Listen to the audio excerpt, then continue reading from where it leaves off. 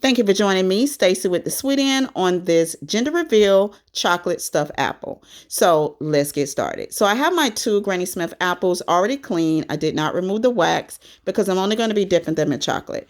So I'm going to take about a half an inch off of the bottom of my apple before I proceed to scoop. Now, positioning my apples this way is just a preference for me. You don't have to turn your apples upside down. That's totally up to you. So now we're going to go in and we're going to scoop out the inner core of our apple, being very mindful of how much we're scooping out because we don't want to go through the other side or through the top of the apple.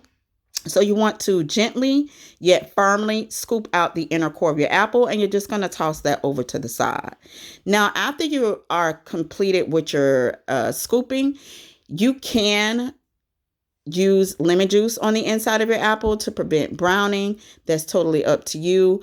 I did not do that part of it, but is like again, it's totally up to you. You definitely want to make sure that you dry your apple very, very well.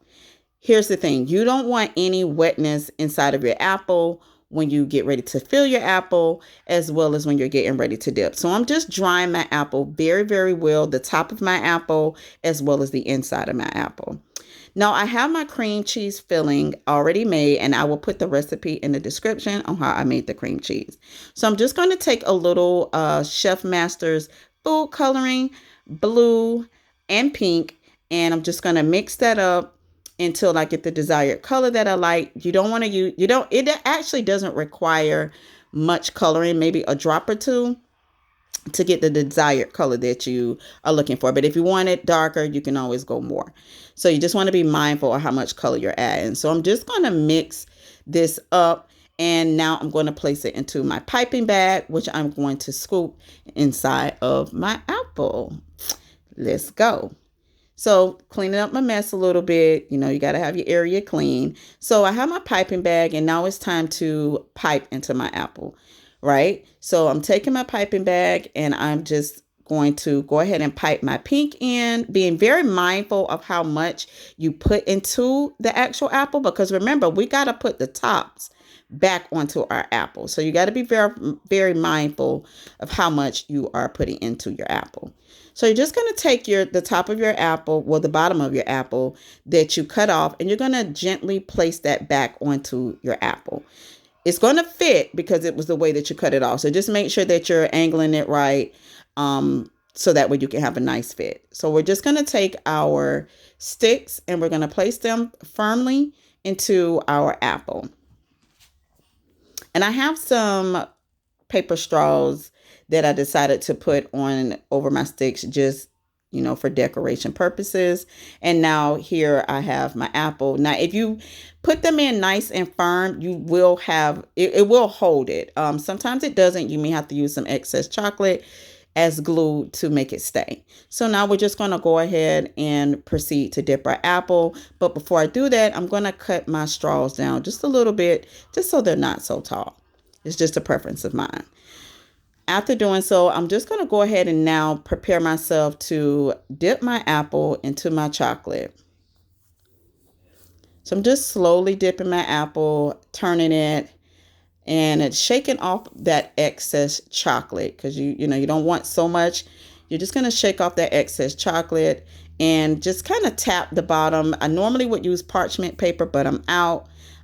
So I'm just using the silicone mat, and just tap the bottom of that apple to shake off the excess chocolate and allow that to sit and dry. It normally doesn't take long. You can pop it in the freezer or your refrigerator, whatever works best for you. Now on this one, my straw along with my wooden stick wasn't as firm as I liked. So all I'm going to do is just take a little bit of the chocolate with my finger. I have on gloves, and I'm just going to rub it around where the actual cut was on the apple. So the chocolate is going to act as a glue to help the apple stay in place. So you just want to smooth it around, and then I'm going to allow this to sit, and I'm actually going to place it in the freezer. We're just going to allow it to sit so that way we can get some firmness to it. Now we're ready to dip. You're going to shake that excess chocolate off. Again, I'm just shaking the excess chocolate off. And I'm just going to tap it. Tap, tap, tap. Additional chocolate. So now we're just ready to drizzle some additional chocolate onto our apple just to give it a prettier look. And now we're going to create our bows. Our bows, I love bows because I just feel like it makes the apple so much prettier. So I just have some ribbon here and I'm just going to tie a bow up really quick. And so that way I can have this on my apple to enhance the look of my apple. So I have some blue and some pink ribbon and we're just going to go from there. Also with my apple, I decided to do some toppers. So we're going with a pebbles and bam theme. So once I complete tying my ribbon onto all of my apples, I'm going to now take my toppers that are going to go with the theme and we're going to place them onto our apples once we are completed with tying our ribbons.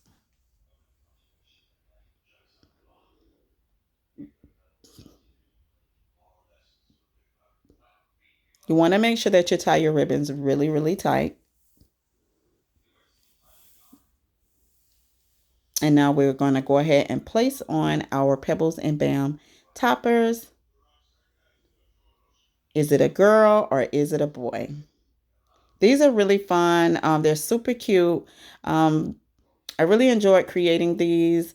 Let me know what you guys think. And again, I will leave the recipe of the cream cheese in the description. Don't forget to like, share, or comment.